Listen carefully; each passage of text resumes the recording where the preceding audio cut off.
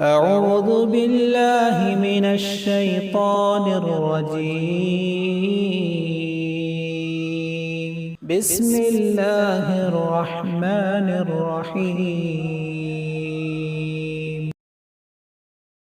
ونعوذ بالله من شرور أنفسنا ومن سيئات أعمالنا من يهده الله فلا مضل له ومن يضلل فلا هادي له أشهد أن لا إله إلا الله وحده لا شريك له وأشهد أن محمدا عبده ورسوله أرسله بالحق بشيرا ونذيرا وداعيا إلى الله بإذنه وسراجا منيرا أما بعد فإن خير الحديث كتاب الله وخير الهدي هدي محمد صلى الله عليه وسلم وشر الأمور محدثاتها وكل محدثة بدعة وكل بدعة ضلالة وكل ضلالة في النار أو كما قال عليه الصلاة والسلام. أيها المسلمون والمسلمات، قال الله عز وجل في كتابه الكريم: أعوذ بالله السميع العليم من الشيطان الرجيم بسم الله الرحمن الرحيم. يا أيها الذين آمنوا اتقوا الله حق تقاته ولا تموتن إلا وأنتم مسلمون. وقال ربكم يا أيها الناس اتقوا ربكم الذي خلقكم من نفس واحدة وخلق منها زوجها وبث منهما رجالا كثيرا ونساء واتقوا الله الذي تساءلون به والأرحام إن الله كان عليكم رقيبا. وقال الله عز وجل: يا أيها الذين آمنوا اتقوا الله وقولوا قولا سديدا يصلح لكم أعمالكم ويغفر لكم ذنوبكم ومن يطع الله ورسوله فقد فاز فوزا عظيما.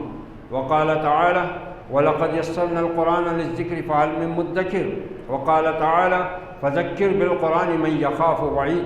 وعن النبي صلى الله عليه وسلم قال: القرآن حجة لك أو حجة عليك أو كما قال علیہ الصلاۃ والتسلیم.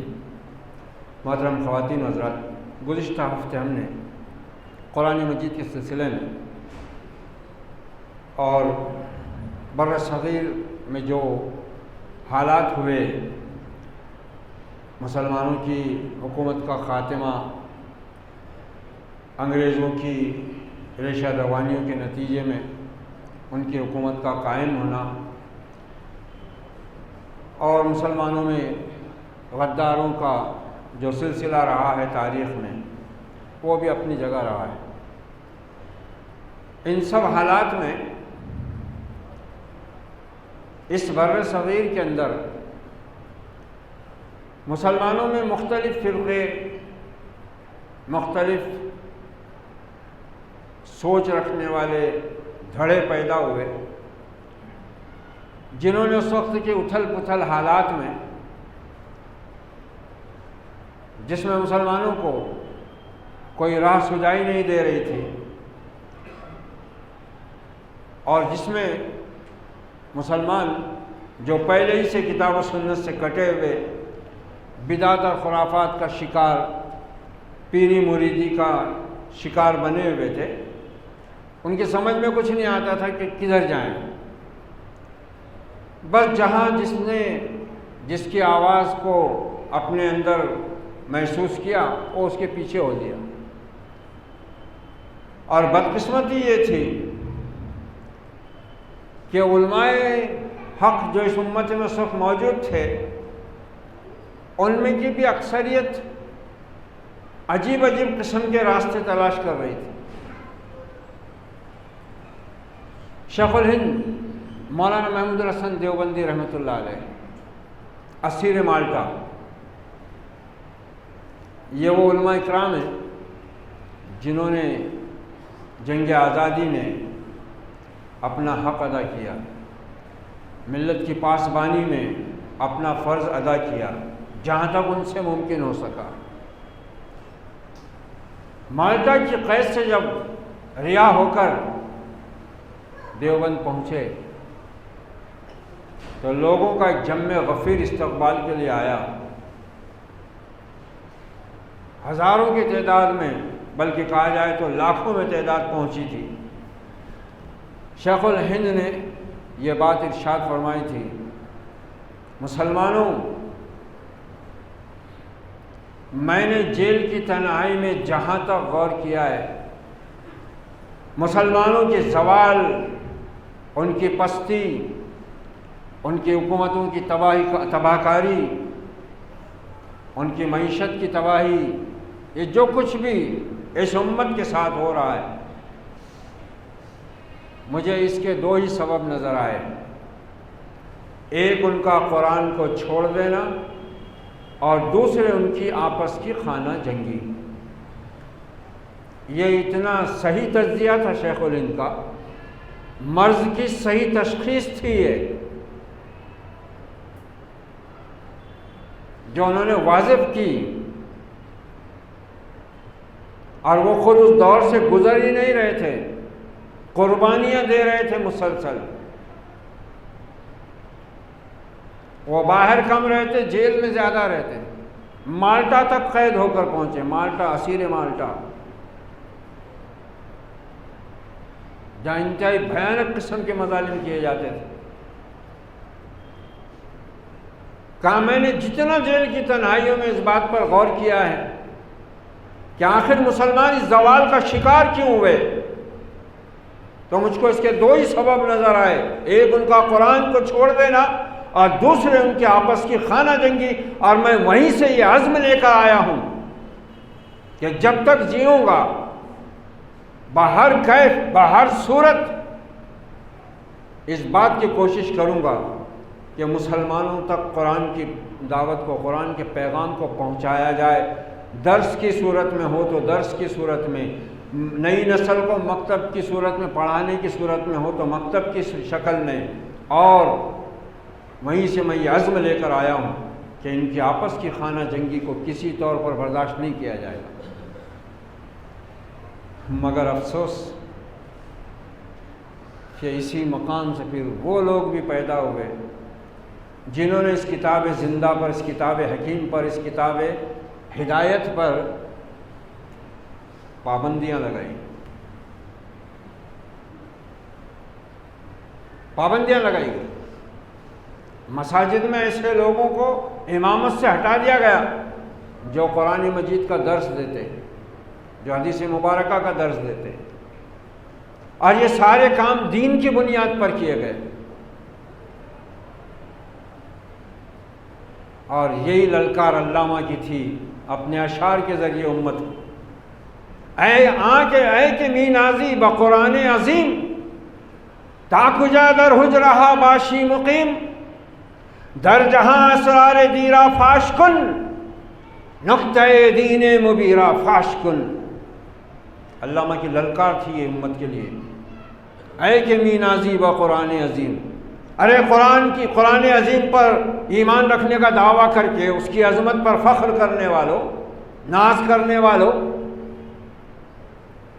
تا کجا در حجرہا باشی مقیم، کمروں میں، حجروں میں کب تک بند رہو گے؟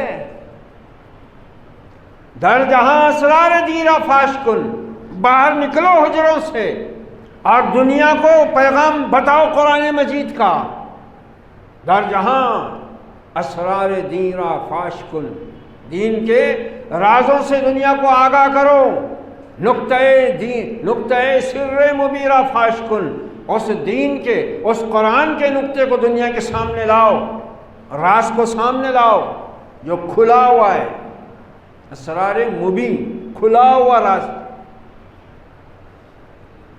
اور رب کائنات نے خود سورہ قمر کے اندر ایک نہیں 4 مرتبہ اس آیت کو دہرایا ہے، وَلَقَدْ يَسَّرْنَا الْقُرْآنَ لِلذِّكْرِ فَهَلْ مِن مُدَّكِرٍ، ہم نے اس قرآن کو نصیحت کے لیے آسان کیا ہے، تو ہے کوئی جو اس سے نصیحت حاصل کرے؟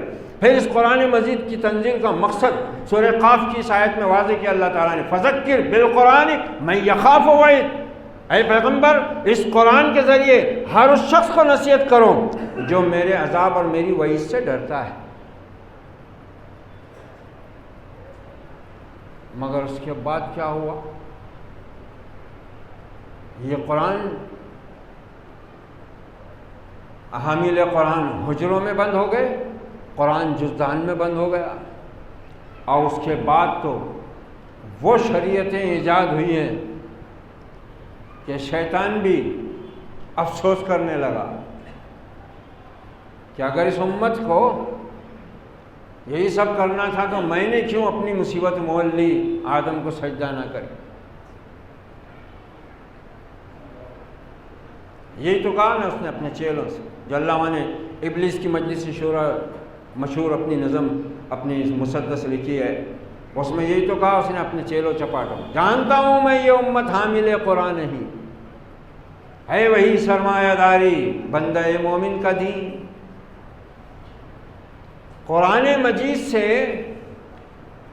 گمراہ کرنے کے لیے، غافل کرنے کے لیے، اس سے دور کرنے کے لیے کفار مکہ نے بھی چالیں چلی تھی شروع دن سے، جس دن سے اس کا نزول شروع ہوا تھا۔ کیا کہہ رہا ہے قرآن مجید؟ وَقَالَ الَّذِينَ كَفَرُوا لَا تَسْمَعُوا لِهَذَا الْقُرْآنِ وَالْغَوْا فِيهِ لَعَلَّكُمْ تَغْلِبُونَ۔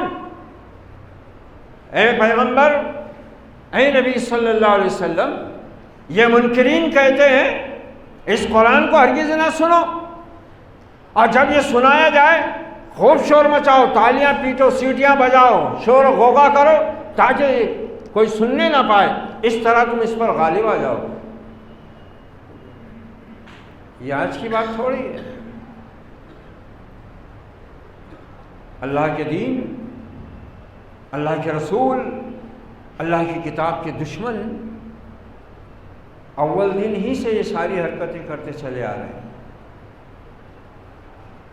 قرآن مجید کو سننے سے روکنا یہ کفار مکہ کی رات دن کی جد و جہد کا نقطۂ آغاز بھی تھا، نقطۂ انتہا بھی تھا۔ اب اس قرآن مجید میں اس امت کے ان علماء سو کو کوئی ہدایت، کوئی نصیحت نظر نہیں آئی جس سے وہ امت کو جگاتے، بیدار کرتے، فرض منصبی یاد دلاتے، نبی کے راستے کی طرف بلاتے۔ انہوں نے تو ضعیف، مرسل، شاذ، گھڑی ہوئی حدیثوں، قصے، کہانیوں کا سہارا لیا۔ علامہ نے ان کو بھی کھینچا ہے۔ وائز دستہ زنا فسانہ بند، مانیے او پست حرف او بلند۔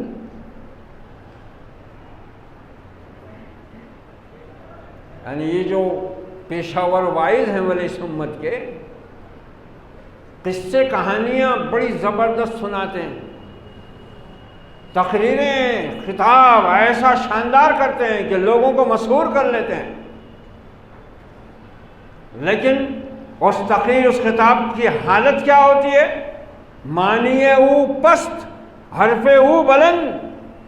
الفاظ ہی الفاظ کا جادو ہوتا ہے، معنی و مفہوم سے خالی، کھوکھلا نعرہ۔ یہ صورتحال تھی۔ قرآن مجید کی طرف دعوت دینے والے علماء حق انگلیوں پر گنے جانے والے تھے بس، اور افسوس کہ اس امت نے بحیثیت مجموعی ان علماء کی آواز پر نہ توجہ کی، نہ دھیان دیا، نہ لبیک کہا، اور پھر اوپر سے انگریز بہادر کی ریشہ دوانیوں نے رہی صحیح کسر پوری کر دی۔ انہوں نے دو خطرناک چالیں چلی۔ ایک چال چلی انہوں نے کہ اس ملک کے غیر مسلموں کو مسلمانوں کے خلاف زہر اور نفرت کا بیج بو کر چلے گئے، جو آج تک چل رہا ہے، اور ان کے ایجنٹ آج بھی اسی کا سہارا لے کر مسند پر بیٹھے ہوئے ہیں۔ ڈیوائیڈ اینڈ رول کی جو پالیسی ان کی رہی ہے، بانٹو حکومت کرو۔ ان کو اتنا سمجھنا چاہیے تھا کہ یہی تو قرآن مجید تھا جس نے عرب کے قبائل میں بٹے ہوئے منتشر لوگوں کو ایسا شیر و شکر کیا، بھائی بھائی بنایا، کہ رب کائنات نے تمام مومنین کو بھائی قرار دے دیا۔ انما المومنون اخوہ۔ محمد الرسول اللہ صلی اللہ علیہ وسلم نے ان سے کہا کونوا عباد اللہ، اللہ کے بندے ہو جاؤ۔ اللہ کے بندے ہو گئے ہو۔ اللہ کی کتاب کو انہوں نے تھاما، اللہ نے ان کے دلوں کو آپس میں جوڑ دیا۔ کفار مکہ نے اس کتاب عظیم، اس کتاب ہدایت کی تاثیر سے خود بھی وہ متاثر تھے، حالانکہ چھپ چھپ کر نبی صلی اللہ علیہ وسلم کی تلاوت کو سنا کرتے تھے، مگر لوگوں کو روکتے تھے۔ اس قرآن مجید سے آج بھی مسلمانوں کا تعلق ویسے ہی ہے، جڑا نہیں ہے۔ بس رمضان میں تراویح کی فکر میں ہوتے ہیں مسلمان، اور ایسا حافظ ڈھونڈتے ہیں جس کی آواز اچھی ہو، جس کے پیچھے پڑھنے میں مزہ آئے، مفہوم سمجھ میں نہ آئے، مزہ آئے۔ اور جیسے نبی صلی اللہ علیہ وسلم نے فرمایا تھا کہ کچھ لوگ آئیں گے جو اس قرآن کو تیر کی طرح سیدھا کر کے پڑھیں گے، پورے مخارج کی ادائیگی کے ساتھ، تجوید کے تمام قواعد و ضوابط کو پیش نظر رکھتے ہوئے، لیکن یہ قرآن ان کے حلق سے نیچے نہیں اترے گا۔ پڑھیں گے بہت خوبصورت انداز میں کہ سننے والا جھوم جائے، لیکن یہ کتاب، اس کا حکم ان کے حلق کے نیچے نہیں اترے گا۔ یہی ہوا ہے۔ اس قرآن مجید سے مسلمانوں کی بے اعتنائی کا جو عالم آج ہے، اور جو ریشہ دوانیاں اس کتاب عظیم سے غفلت میں مبتلا کرنے کے لیے جو ابلیسی اور شیطانی حرکتیں کفار مکہ نے ایجاد کی تھیں، وہ آج بہترین شکل میں، چونکہ انسان ترقی کر چکا ہے نا، اس لیے آج برائیاں بھی ترقی کر چکی ہیں۔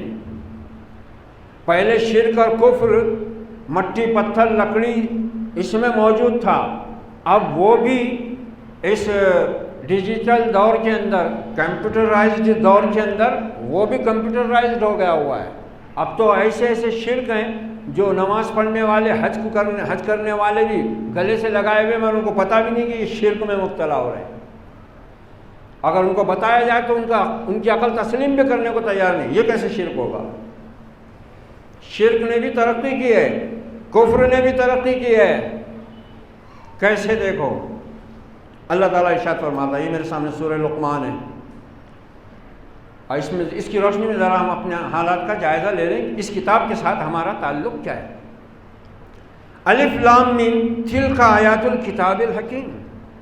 الف لام میم یہ آیتیں ہیں کتاب حکیم کی، حکمت والی کتاب کی،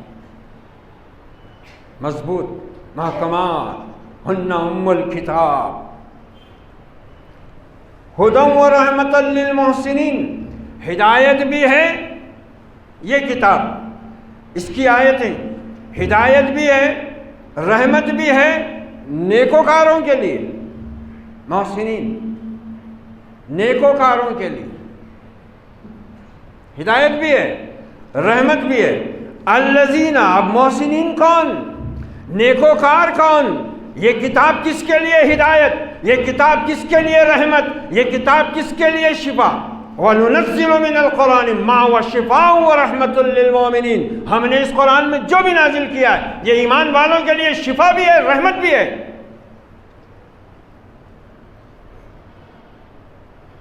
پلیتی لکھ لی ہم نے اس کی، گھول کے پلا دی۔ علامہ نے کیا خطرناک طنز کیا ہے، بآیاتش ترا کار جزی نیست کہ از یاسین او آساں بمیری۔ مسلمانوں، تم کو اس کتاب عظیم سے، جس سے کمزور طاقت پاتا ہے، بے ثبات از قوتش گیرد ثبات، بے زور کمزور اس کتاب سے زور آور بن جاتے ہیں۔ بلال حبشی غلام تھے، ریت پر گھسیٹے گئے، اونٹ کے چمڑے میں لپیٹ کر سزائیں دی گئیں، ایذائیں دی گئیں۔ غلام کے طبقے سے تھے، حبشی تھے، کالے کلوٹے۔ مکہ فتح ہوا، اس کالے کلوٹے غلام حبشی سے کہا گیا، بلال اللہ کے گھر کی چھت پر کھڑا ہو کر پکار دے عشق کا نعرہ، اذان بلند کر دے۔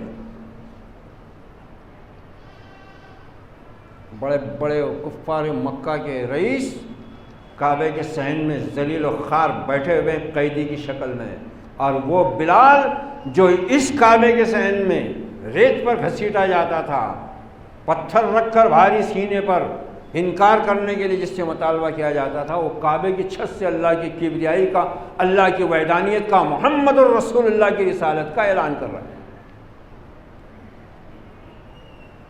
اس قرآن نے دی یہ طاقت انہیں، بے ثبات از قوتش گیرد ثبات، کمزور بے زور اس کتاب سے زوراور ہو جاتے ہیں۔ ایک کتاب ان کو طاقتور بنا دیتی ہے، یہ بزدلوں کو جہاں مرد کر دیتی ہے۔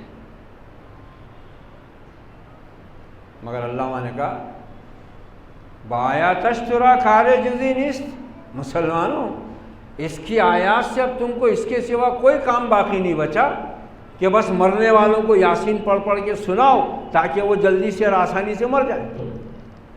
کہ از یاسین او آساں بمیری، اور یہی تو کر رہی ہے نا یہ امت، مرنے والے کو یاسین سناتے، جب وہ مر جاتا تو تیسرے دن پھر اس کی خوانی کرتے، قرآن خوانی، اور اسی پہ پوری امت کو الجھایا ہوا ہے۔ ہاں قرآن خوانی کیا غلط ہے کیا؟ ثواب نہیں ملتا کیا؟ ایک ایک حرف پہ 10 نہیں کیا ہم نے سنے؟ کب؟ رحمت کس کے لیے، ہدایت کس کے لیے، شفا کس کے لیے، نصیحت کس کے لیے، اور اس سے یہ سب برکت ہاتھ کس کو آتی ہے؟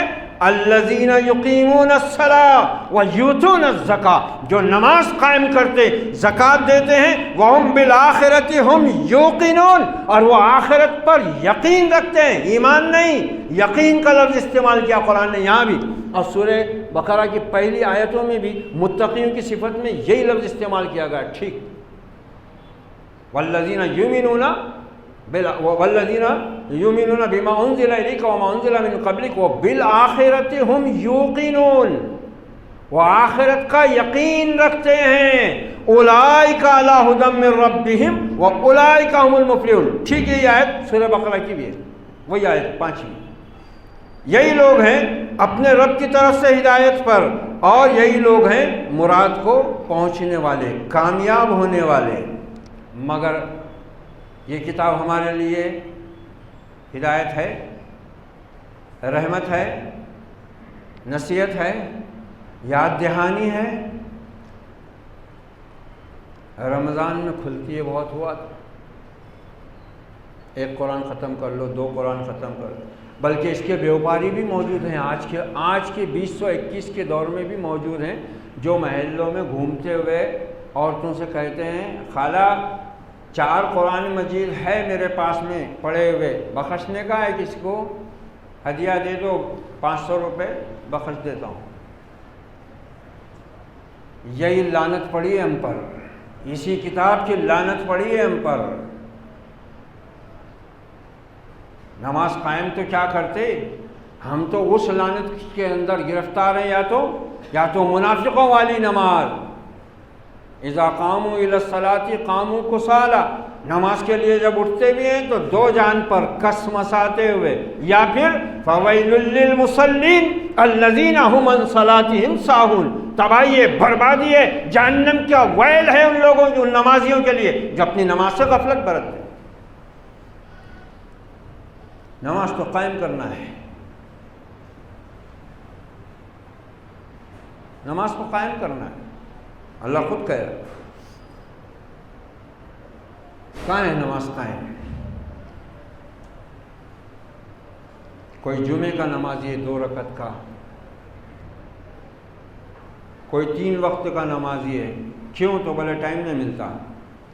اور عام مسلمانوں کی جو موجودہ دور کے ہیں ان کی اکثریت تو ان کا تو عالم یہ ہے کہ مسلمان کی فجر بستر میں، ظہر نوکری میں، عصر چائے میں، مغرب رستے میں، عشاء موبائل میں، ختم پورا دن اللہ کا دیا ہوا،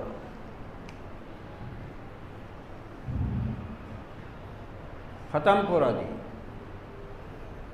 وہ رب جس نے یہ سب کچھ بخشا، جو اس کے ایک ایک پل کا حساب لینے والا ہے، اس کی کتاب سے کوئی لگاؤ نہیں، کوئی انسیت نہیں۔ لگاؤ کس سے ہے پھر؟ اب ہماری بات آگے کیا ہے؟ وَمِنَ النَّاسِ مَن يَشْتَرِي لَهْوَ الْحَدِيثِ لِيُضِلَّ عَن سَبِيلِ اللَّهِ بِغَيْرِ علم۔ اور خطرناک آیت ہے یہ، اور اس سے بھی خطرناک ہے سورہ انعام میں، اور بھی بہت سی جگہ ایسی آیات ہیں، مگر ہم کو کیا لینا دینا ہے؟ کیا کہہ رہا اللہ تعالیٰ؟ انہوں نے ایک وہ لوگ ہیں کہ خریدتے ہیں لہو الحدیث، یہ بہت جامع اصطلاح ہے قرآن مجید کی، فضول باتیں، بیکار، لا یعنی، بکواس، حقیقت سے کوسوں دور، فطرت کے خلاف، عقل کے خلاف۔ کیا ہوا تھا معلوم ہے؟ مکے والوں نے اس قرآن کی راہ روکی، جو ایمان لائے وہ سچے تھے ایمان میں، قرآن ان کو طاقت دیتا چلا گیا، قرآن ان کو قوت بخشتا چلا گیا اپنے رب کی طرف سے، وہ جمتے چلے گئے، جتنا ان کو ظلم و ستم سے اس حقیقت سے دور کرنے کی کوشش کی گئی، اتنے ہی وہ اس حقیقت میں مضبوط ہوتے چلے گئے، ایمان میں پختہ ہوتے چلے گئے، عقیدے میں ان کے استحکام آتا چلا گیا، پہاڑ بنتے چلے گئے جن کو ہلانا ناممکن۔ اور یہ جو قرآن کی راہ کھوٹی کرنے والے تھے، ان کو ابلیس مختلف ہتھ کنڈے سکھاتا رہا، بتاتا رہا، اور یہ ان راستوں پر گمراہی کے ادھر سے ادھر، ادھر سے ادھر دوڑتے رہے تاکہ لوگوں کو اللہ کے راستے سے روکیں۔ اس کی طرف اشارہ ہے یہ کہ لوگوں میں کچھ وہ ہیں جو خریدتے ہیں لہو الحدیث، کھیل کود کی، تماشے کی باتیں، کس لیے؟ لِيُضِلَّ عَن سَبِيلِ اللَّهِ بِغَيْرِ علم، تاکہ بغیر علم کے لوگوں کو اللہ کے راستے سے بھٹکا دیں۔ کیا ہوا تھا؟ نضر بن حارث ایران گیا، وہاں سے رستم اور اسفند یار کے قصے لے کے آیا تاکہ لوگوں کو قرآن کے مقابلے میں وہ سنا کر اس سے روکا جائے، اور ساتھ میں کچھ گانے بجانے والی ٹیم لے کے آیا، طوائف لے کے آیا ناچنے والی، تاکہ اس میں لوگوں کو الجھا دیا جائے۔ آج تو وہ تو نضر بن حارث نے مکے کی حد تک ہی کیا، اور وہ بھی بڑی مشکل لگی اس کو، تھوڑا سا سامان کیا۔ اب تو تمہارے ہر مرد اور عورت کے ہاتھ میں رنڈی ہے، خالی بٹن آن کرنے کی ضرورت ہے۔ میں نے بولا تھا نا، یہ ڈیجیٹل گمراہی ڈیجیٹل دور میں آ چکی ہے، ڈیولپڈ ہو چکی ہے، ترقی پا چکی ہے، وہ ٹیکنیکل انداز میں آ گئی ہے وہ۔ اب ارے محلے میں گھومو مسلمانوں، دیکھو اس دور میں آج جب کہ آگ لگ رہی ہے، عزتیں پامال ہو رہی ہیں، جان و مال کے نشانے لگے ہوئے ہیں، آج بھی یہ حال ہے مسلمانوں کے محلے میں۔ ارے کم سن بچوں سے لے کر بوڑھوں تک، مردوں سے لے کر عورتوں تک، دودھ پیتے بچوں تک اس دجال کے ساتھ میں راتوں میں لگے ہوئے ہیں۔ پیسہ آ گیا ہوا ہے، اتنی تباہی ہو رہی ہے، باطل للکار رہا ہے، اور یہ ابھی مکان بنانے، کمپلیکس بنانے، جائیداد بڑھانے، اور بڑے بڑے فنکشن ہالوں میں اعلیٰ قسم کے ولیمے، ریسیپشن اور نکاح کے اوکیزن قائم کرنے میں لگے ہوئے ہیں، مست ہیں اپنے حال میں، کوئی لینا دینا نہیں ہے کہ ہم مسلمان ہیں۔ یہ قرآن اللہ کی کتاب ہے، اس پر ایمان کے کچھ تقاضے ہیں جن سے ہم غافل ہیں، اور جس کے نتیجے میں ہم پر رب کی مار پڑ رہی ہے اس شکل میں۔ اللہ نے قرآن میں خود کہا کہ تم اگر میرے راستے سے روگردانی کرو گے، میرے نبی کی اطاعت سے منہ موڑو گے، میری آیات سے پیٹھ پھیرو گے، تو میں تمہارے دشمنوں کے دلوں سے تمہارا رعب نکال لوں گا۔ آج وہی ہو گیا ہوا ہے۔ تاریخ میں ایک مثال بھی ایسی نہیں ملتی کہ کبھی مسلمان نے بغیر مارے ہوئے اپنے آپ کو موت کے حوالے کیا ہو۔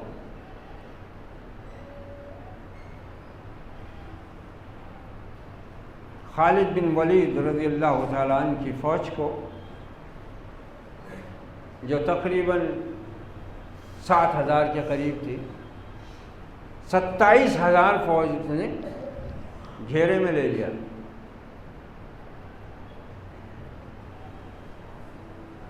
تاریخ اٹھا کر دیکھو کہ اس جنگ کا نتیجہ کیا نکلا۔ کشتوں کے پشتے لگا دیے، 7,000 نے 27,000 کو جہنم رسید کر دیا، شکست پر مجبور کر دیا۔ آج ہم سنتے ہیں کیا حالات چل رہے ہیں ہمارے ملک میں، خاص طور سے دیگر ملکوں میں بھی، مر رہے ہیں، بس ہاتھ باندھے مر رہے ہیں۔ کیوں؟ بزدل ہو چکے ہیں، اس کتاب کی طاقت سے محروم ہو چکے ہیں۔ ورنہ اس کتاب کی طاقت اگر مومن میں موجود ہو، وہ اپنے مقابلے میں 100 اور 1000 کو گنتا نہیں ہو۔ وہ بولتا زندگی اور موت تو اللہ کے ہاتھ میں ہے، میں تو یوں نہیں مروں گا۔ یہ مگر قوت اس وقت پیدا ہوتی ہے جب آدمی یہ محسنین میں اپنے آپ کو داخل اور شامل کرتا ہے نا، ان صفات کے ساتھ، پھر یہ کتاب قوت بخشتی ہے، پھر بخشتی ہے یہ کتاب کو۔ اچھا، اس کتاب کے ذریعے عرب کے قبیلوں میں بٹے ہوئے منتشر لوگوں کو آپ صلی اللہ علیہ وسلم نے ایک دوسرے کا بھائی بھائی بنا کر کھڑا کر دیا۔ وَاذْكُرُوا نِعْمَتَ اللَّهِ عَلَيْكُمْ إِذْ كُنْتُمْ أَعْدَاءً فَأَلَّفَ بَيْنَ قُلُوبِكُمْ فَأَصْبَحْتُمْ بِنِعْمَتِهِ إِخْوَانًا وَكُنْتُمْ عَلَى شَفَا حُفْرَةٍ مِّنَ النَّارِ فَأَنْقَذَكُم مِّنْهَا كَذَلِكَ يُبَيِّنُ اللَّهُ لَكُمْ آيَاتِهِ لَعَلَّكُمْ تَهْتَدُونَ۔ یاد کرو میرے اس احسان کو، میری اس نعمت کو، اے مسلمانوں۔ صحابہ کرام سے کہا جا رہا ہے کہ تم منتشر تھے، تمہارے دل آپس میں پھٹے ہوئے تھے، تم ایک دوسرے کے دشمن تھے، خون بہاتے تھے، ایک دوسرے کو لوٹتے تھے، تباہی و بربادی کا سامان اور اس کے سوا تمہارے پاس کچھ نہ تھا، مگر اللہ نے اپنے نبی، اپنی کتاب، اپنے دین کے ذریعے تمہارے دلوں کو باہم جوڑ کر تمہارے دلوں میں الفت ڈال دی، تمہارے دلوں کو جوڑ دیا، ملا دیا، تم بھائی بھائی ہو گئے۔ تم آگ کے بالکل کنارے پر پہنچ چکے تھے، یعنی جہنم کے گڑھے پر پہنچ چکے تھے اور گرا چاہتے تھے کہ اللہ نے اپنے فضل اور اپنے کرم سے تم کو اس سے بچا لیا۔ اس طرح اللہ اپنی آیتیں کھول کر بیان کرتا ہے تاکہ تم ہدایت یاب ہو جاؤ، راہ پا جاؤ۔ یہ کتاب ہوتے ہوئے، اس کی نبی کی سیرت اور شریعت ہوتے ہوئے، آج یہ امت کتنے دھڑوں میں تقسیم ہے، اور اسی کتاب کے نام پر، اسی دین کے نام پر، اسی رسول کے نام پر اللہ کے گھروں کے اندر بھی کتنے ٹکڑے ہو گئے ہوئے ہیں۔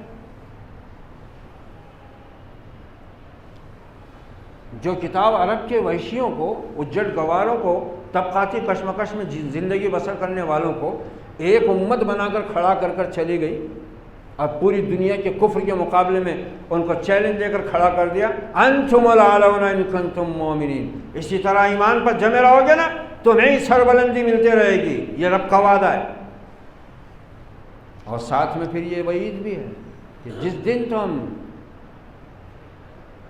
اس دنیا کو اپنا مقصود بناؤ گے اور دین سے تم اپنے آپ کو دور کر لو گے، تو پھر اللہ تعالیٰ تمہاری ہیبت تمہارے دشمنوں کے دلوں سے نکال لے گا اور تم پر ذلت اور رسوائی مسلط کر دے گا۔ ابو داؤد شریف میں ابن عمر رضی اللہ عنہ کی روایت موجود ہے، جس میں آپ نے فرمایا کہ تم اینا کے ساتھ کاروبار کرنے لگو گے، اذا تبایعتم بالعینا، جب تم اینا کے ساتھ کاروبار کرنے لگو گے۔ اینا کیا ہے؟ سود، رشوت، اس کو خوبصورت نام دے کر اختیار کر لینا۔ اس لیے مسلمان سود کو سود سمجھتا ہے، اس کو انٹرسٹ بولتا ہو، انگریزی ہے نا، انگریزی کا اپنا ایک کمال ہے۔ انگریزوں نے تو اپنا کمال بتائے مسلمانوں پر، ان کی زبان بھی کمال آج تک بتا رہی مسلمانوں، اور مسلمان اس کے اندر بالکل پھنسے ہوئے ہیں۔ انٹرسٹ ہے، وہ سود نہیں ہے، بینیفٹ۔ کئی لوگ ہیں جو اس لعنتی سودے میں بالکل لگے ہوئے ہیں، حج بھی کر رہے ہیں، عمرے بھی کر رہے ہیں، دینی جماعتوں سے صدر امیر بھی بنے ہوئے ہیں، مسجدوں کے صدر سیکرٹری بھی بنے ہوئے ہیں، مگر اینا کے ساتھ کاروبار بھی چل رہا ہے۔ اور ان کے پاس میں وہ ہیلا ہے کہ نہیں ہم نے پوچھ لیے مفتیوں سے بھی، اس میں کوئی حرج نہیں ہے۔ یہ اس کی بشارت ہے اس حدیث میں کہ تم ایسا کرو گے، تم یہ سود کی لعنت کو، رشوت کی لعنت کو خوبصورت طریقے سے، خوبصورت نام دے کر، الگ الگ ہیلوں سے تم اختیار کر لو۔ یہی چل رہا ہے آج۔ اور پھر آپ نے آگے فرمایا اور تم بیلوں کی دم پکڑ لو گے۔ اخذتم اذناب البقر، گائے بیل کی دم پکڑنے کا مطلب یہ ہے کہ تم کھیتی باڑی میں پوری طرح مگن ہو جاؤ گے، تم کو کچھ اس کے سوا سجائی نہیں دے گا۔ وَتَرَكْتُمْ جِهَادَكُمْ، اور تم اللہ کے راستے میں اپنے فرض منصبی کی جد و جہد چھوڑ بیٹھو گے۔ سلط اللہ علیکم ذلًا، اور پھر اللہ تم پر ایسی ذلت مسلط کرے گا، لا ينزعوا ابدا حتى ترجعوا الى دینکم، او کما قال علیہ الصلوۃ والسلام۔ جو ذلت اور رسوائی تم پر مسلط ہوگی ان اعمال کے نتیجے میں، وہ کبھی تم سے دور نہیں ہوگی، حتی ترجعوا الی دینکم، جب تک کہ تم اپنے اصل دین کی طرف نہیں پلٹو گے۔ یہ دیکھو، اللہ کی کتاب سے روکنے کے لیے نظر بن حارث نے رستم اور اسفندیار کے قصے لا کر ان کی محفلیں جمائی، مجلسیں جمائی۔ آج دیکھو اس دجال نے تمہارے گھر گھر میں نہیں، تمہارے ہاتھ ہاتھ میں یہ مجلس جمائی ہوئی ہے۔ کتنا دل لگتا ہے اس میں، کتنا وقت ہے ہمارے نوجوانوں کے پاس، ہمارے مردوں کے پاس، ہماری عورتوں کے پاس اس سے کھیل کرنے کا۔ بچے دودھ نہیں پی رہے اس کے بغیر، بچے کھانا نہیں کھا رہے اس کے بغیر، بڑے میاں کو نیند نہیں آ رہی اس کے بغیر، سمجھ رہا کچھ نہیں، دکھائی دے رہا نہیں، مگر پھر بھی پوچھ پوچھ کے ارے اس میں کیا ہے، ذرا دے بلا لگا کے۔ کتنا بھیانک ہے یہ۔ اس نے کتاب اللہ سے مسلمانوں کا ناطہ ہی ختم کر کے رکھ دیا ہوا ہے۔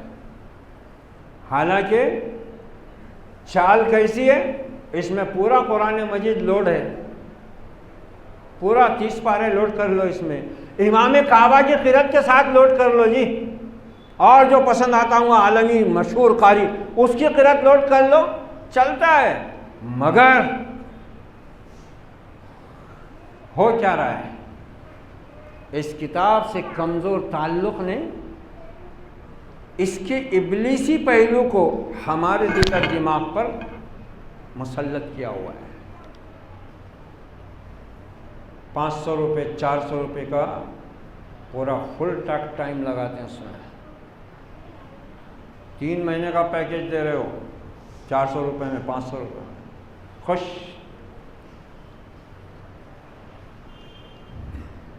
جو لوگ ذرا سی بیماریوں کے وقت، شادی بیاہ کے ابلیسی ہتھ کنڈوں کو پورا کرنے کے لیے، چندے کے لیے مانگنے کو آ جاتے ہیں، رمضان میں گھر گھر آ جاتے ہیں، دیو ذرا کچھ مدد کرو، اس کے بچی کے ہاتھ میں، اس کے بچے کے ہاتھ میں 15,000 کا موبائل ہے، 15,000 کا موبائل ہے اس کے پاس، وہ ہے 30 کا، سیکنڈ میں لیا ہوا ہے، اور وہ مدد کی گہار لگا رہا ہے، وہ زکوٰۃ مانگ رہا ہے۔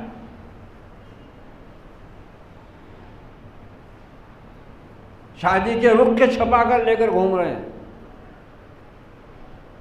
تمہاری بچی کی شادی ہے، ذرا مدد کرو۔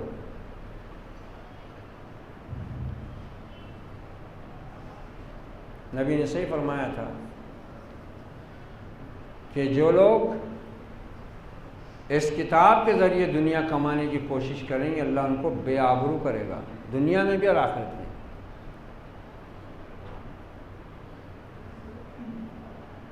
اس کتاب سے ہم کو غفلت میں ڈالنے کے لیے یہ پورا شیطانی جال جس کا ریموٹ دنیا کی سب سے بیہودہ، بے غیرت، بے شرم، مغضوب قوم یہود کے ہاتھ میں، وہ ہم کو کنٹرول کر رہے ہیں اس سے۔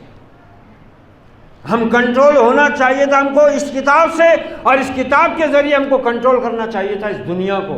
ہم کنٹرول ہو رہے ہیں ابلیس کے نظام سے۔ یہ زندہ خدا کی زندہ کتاب مردوں کے لیے ہو گئی۔ ان کو مارو یاسین پڑھ کے، اور تیسرے دن ان کو بخشواؤ اس کتاب کو پڑھ کے۔ بایا تشترا کارے جزی نیست کہ از یاسین او آساں بمیری، نہیں ہے۔ شیخ الاسلام ابن تیمیہ رحمۃ اللہ علیہ فرماتے ہیں کہ جب تم دیکھو کسی کو کہ اللہ کی آیات کو سننے سے زیادہ اس کی دلچسپی شعر و شاعری سے اور دیگر چیزوں سے ہے، تو سمجھ جاؤ کہ اس شخص کا دل قرآن کی عظمت سے اور رب کے خوف سے خالی ہو چکا ہے۔ کیا یہ صورتحال نہیں ہے آج؟ میں تو کئی بار کہہ چکا ہوں یہ بات کہ آج 31 سال، کیا بلکہ 32واں سال شروع ہو گیا مجھ کو یہاں آئے ہوئے، مگر ایک فرد بھی آج تک نہیں آیا یہ عزم لے کر، یہ ارادہ لے کر، یہ خواہش لے کر کہ مجھ کو قرآن سمجھنا ہے۔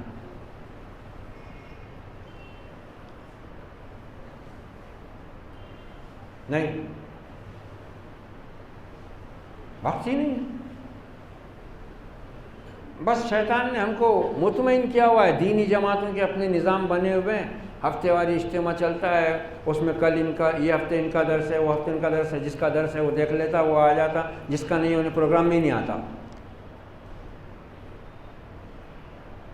بولتے میں تو خود درس دینے والا ہوں، میں دوسرے کا درس کا ہی سن، یہ پڑھا جائے تو جیسے کفار مکہ بھاگتے تھے ایسے آج ایمان والے بھاگتے ہیں۔ ارے رے وہ ان کے چل رہے، ان کا ہے، وہ اپنی جماعت کے نہیں ہے، وہ چل چل چل چل، اللہ کے گھروں سے اشارے کر کے اٹھا کے باہر نکال لیتے، چل چل، گمراہ ہو جاتے۔ اس کتاب کی مار پڑ رہی ہے، یاد رکھو۔ اس کتاب کے اندر دو چیزیں رکھا اللہ تعالیٰ نے، خیر، برکت، رحمت، ہدایت، نعمت سب ہے، اس کے ساتھ یہ عذاب بھی ہے،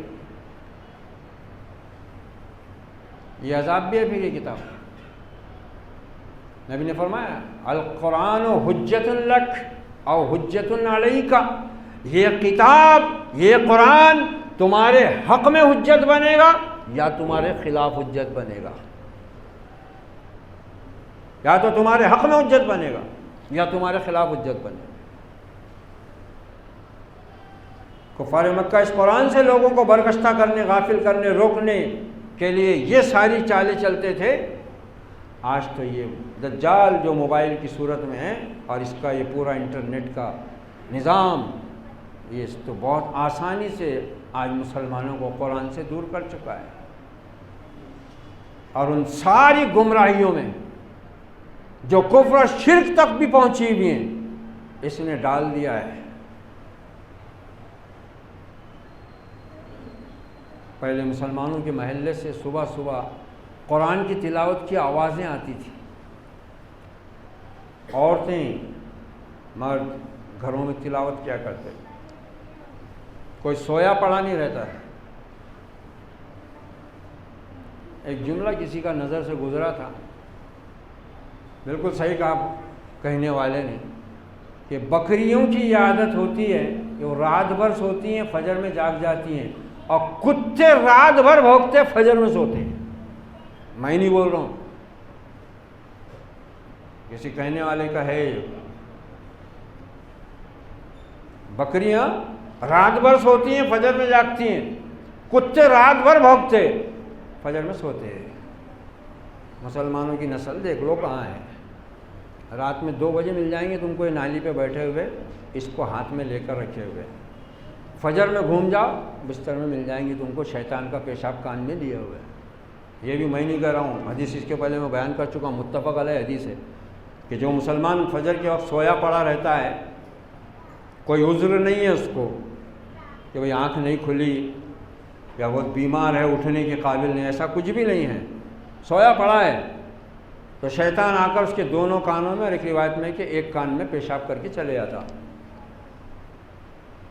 آنکھوں میں یہ، کانوں میں وہ، کہاں سے آئے صدا لا الہ الا اللہ۔ کیا ہوگا ہمارا حال، اور اس دن کیا ہوگا؟ وقال الرسول یا ربی ان قوم اتخذوا هذا القرآن مہجورا، پیغمبر اللہ کا رسول رب کی بارگاہ میں شکایت کرے گا کہ میری قوم نے اس قرآن کو چھوڑ دیا تھا۔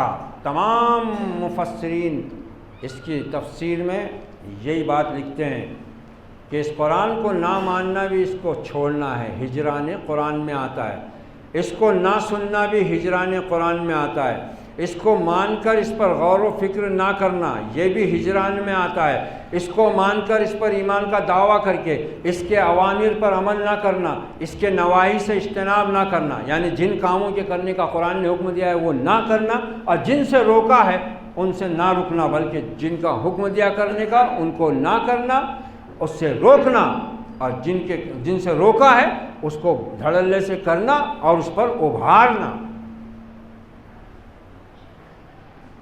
یہ صورتحال ہو گئی ہے،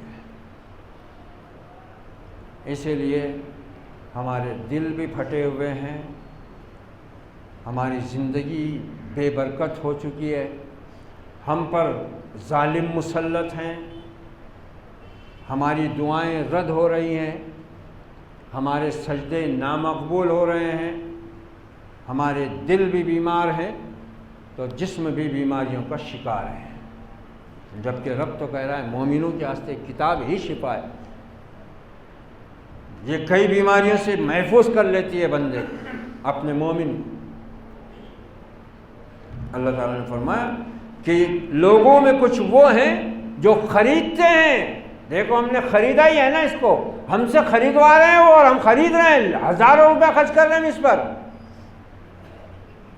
تھوڑا بہت اچھا کام ہو رہا ہے ٹھیک ہے اپنی جگہ، لیکن اس کا حال وہی ہے جو شراب کے بارے میں قرآن کہتا ہے کہ فیہ منافع للناس واسمہما اکبر من نفعہما، لوگوں کے لیے فائدہ تو ہے، شراب میں بھی کچھ ہے نا، وہ بھی ایک چیز ہے، مگر اس کا جو نقصان ہے وہ اس کے نفع سے بڑا ہے۔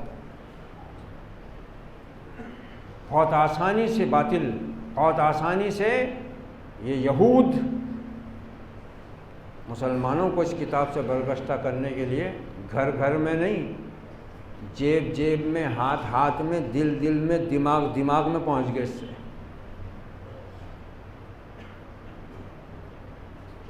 قرآن پڑھتے ہوئے، قرآن سنتے ہوئے دل نہیں لگتا ہمارا، بہت جلدی طبیعت اوب جاتی ہے ہماری، جمائیاں آنے لگ جاتی ہیں، منکے کا گیپ بڑھنے لگ جاتا ہے، گھٹنے جام ہونے لگ جاتے ہیں، مگر یہ اگر ہاتھ میں ہو تو نہ جمائی آتی، نہ گیپ میں درد ہوتا، نہ گھٹنے جام ہوتے، اور نہ کوئی سستی اور کاہلی آتی، بس۔ جبکہ اس کے مضر اثرات جو انسان کے جسم پر پڑ رہے ہیں اور اس کو موت کی طرف لے جا رہے ہیں، وہ بھی انہی لوگوں نے واضح کرنا شروع کر دیے جنہوں نے یہ ایجاد کیا ہے، وہ خود بتا رہے ہیں۔ آج معصوم بچے مسلمانوں کے بس رات دن ان کی زبان پر وہی الفاظ چل رہے ہیں جو اس میں، اور اب تو اتنی آسانی ہو گئی، ارے اتنے چھوٹے چھوٹے بچے 1.5-2 سال کی جو بولنا سیکھے، ان کو فنکشن معلوم ہوگا، وہ نکال کے اس کو بولے چڑیل کے کارٹون، ڈائناسور کے کارٹون، ماں باپ خوش ہو رہے تھے، کیسا بول، میرے کو نہیں سمجھتا، بولے اس کو سمجھ گا، اب وہ دے دے رہا ہے، دیکھو کتنی آسانی کر دیا ہے باطل نے۔ اب اس کو بول رہے ہیں بیٹا کلمہ پڑھ، لا الہ، نہیں آتا،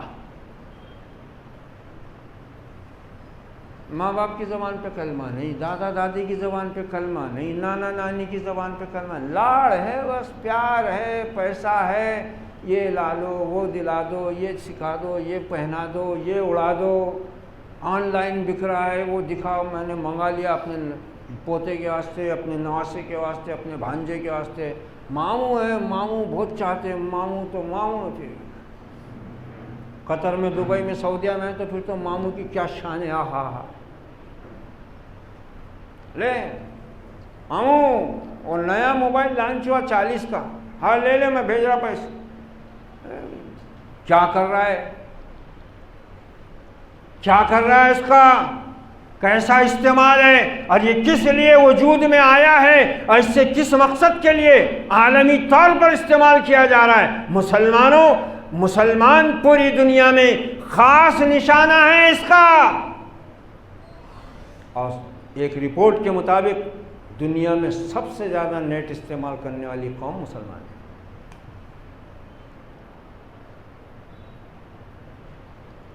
اللہ ہم کو سمجھ دے اس بات کی کہ ہم اپنے رب کے غصے اور غضب کو سمجھیں جو ہم پر برس رہا ہے اس وقت، اور شیخ الہند کے بتائے ہوئے نسخے کے مطابق کہ جب تک ہم اس کتاب کی طرف مڑتے نہیں اور اپنے آپس کے اختلافات کو اس دین اور اس کتاب کی برکت سے ہم ختم نہیں کرتے، ہم کو دنیا میں عزت کہیں نہیں ملنے والی ہے۔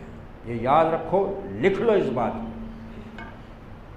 سورہ انعام کے اندر بھی یہ بات ارشاد فرمائی گئی، آیت 112 113 کے اندر، کہ کچھ لوگ بہت خوبصورت قسم کی باتیں، ملمہ کی ہوئی باتیں لوگوں میں پھیلاتے ہیں تاکہ اس کلام سے ان کو برگشتہ کر دیں۔